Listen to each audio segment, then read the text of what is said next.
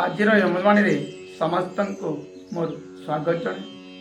ଆଜିର ଅମୃତବାଣୀ ହେଲା ଘର ତିଆରି ପାଇଁ ଟାଇମ୍ ଲାଗେ କିନ୍ତୁ ଭାଙ୍ଗିବାକୁ ଟାଇମ୍ ଲାଗେ ନାହିଁ। ବନ୍ଧୁ ବହୁ କଷ୍ଟରେ ମିଳେ କିନ୍ତୁ ଶତ୍ରୁ ହେବା ପାଇଁ ଟାଇମ୍ ଲାଗେ ନାହିଁ। ସମ୍ପର୍କ ଗଢ଼ିବା ପାଇଁ ଜୀବନ ବିତିଯାଏ କିନ୍ତୁ ବିଗାଡ଼ିବା ପାଇଁ ଟାଇମ୍ ଲାଗେ ନାହିଁ। ମଣିଷକୁ ଛୋଟରୁ ବଡ଼ ହେବା ପାଇଁ ଟାଇମ୍ ଲାଗେ କିନ୍ତୁ ମରିବାକୁ ଟାଇମ୍ ଲାଗେ ନାହିଁ।